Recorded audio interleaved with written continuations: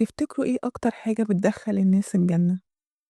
الصلاة، الصوم، والّا الصدقة؟ كلّها أعمال عظيمة، بس النبي صلى الله عليه وسلم قال: "كلمة تملأ الميزان." كلمة، الذكر ده سبب دخول آلاف الجنة. طب هو إيه الذكر ده؟ ده أعظم ذكر، وأقرب طريق لرضا ربنا، وأمانتك يوم القيامة. الذكر ده هو سبحان الله، والحمد لله، ولا إله إلا الله، والله أكبر. الكلمات الأربعة دول بيتقال عليهم الباقيات الصالحات. عارفين يعني إيه؟ يعني الحاجات اللي هتفضل مكتوبة ليكوا حتى بعد ما تموتوا، كأنها نور بيجري وراك، بينور لك قبرك وبيشفع ليك يوم القيامة. النبي صلى الله عليه وسلم قال: من قال سبحان الله والحمد لله ولا إله إلا الله والله أكبر، غرزت له نخلة في الجنة.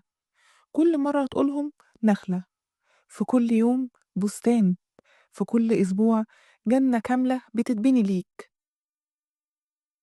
في بنت بتحكي بتقول: كنت كل ما أقول الذكر ده أحس بطمأنينة، بس مش فاهمة ليه. لما قريت الحديث اللي بيقول واذكر ربك كثيرا لعلك تفلح، فهمت إن السر في كثرة الذكر مش في كثرة الحيل. وبدأت تقول الأربع كلمات دول 100 مرة كل يوم. بعدها بتقول: أنا ما بقيتش أتوتر، ما بقيتش أنام خايفة، بقيت أحس إن في نور حواليا وأنا ماشية. قصة تانية بتقول: راجل كبير كان كل ما يقول الذكر ده كانوا بيقولوا كل يوم، رغم إنه مش متعلم. ولما توفى، أقرب الناس ليه شافه في المنام وهو بيقول: كل نخلة كنت بزرعها هناك بلساني بقيت عايش فيها دلوقتي. ربنا يرحمه ويغفر له.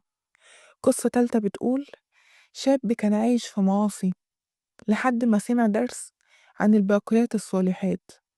بدأ يقول الذكر ده وهو راكب في المترو أو هو بيستناه، بيقول: الذكر ده طهر قلبي من جوه، حسيت إن قلبي بيتغسل وأنا مش واخد بالي. طب إيه السر؟ ليه الذكر ده مختلف؟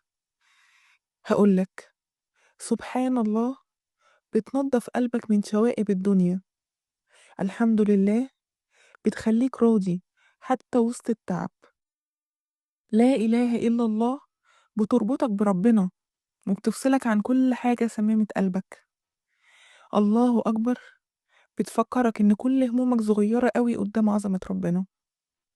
الذكر ده مش مجرد كلمات، ده علاج للقلب، وحماية من الوساوس، وشفا للروح، وزاد للطريق اللي كله امتحانات.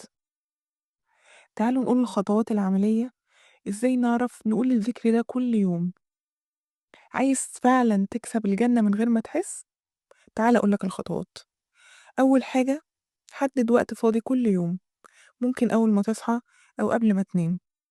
تاني حاجة، قول الذكر ده 100 مرة في اليوم، يعني كل كلمة هتقولها 25 مرة بس.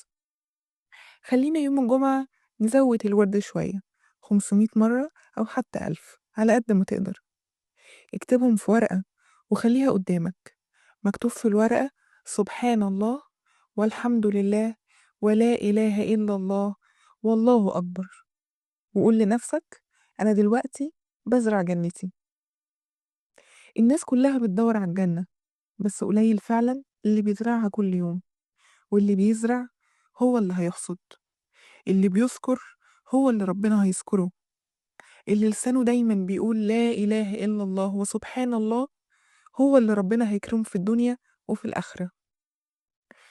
لو حسيت إن قلبك اتلمس بالكلام ده، اكتب لي في التعليقات: سبحان الله والحمد لله ولا إله إلا الله والله أكبر. وسيب الخير يجري على لسانك وعلى القناة.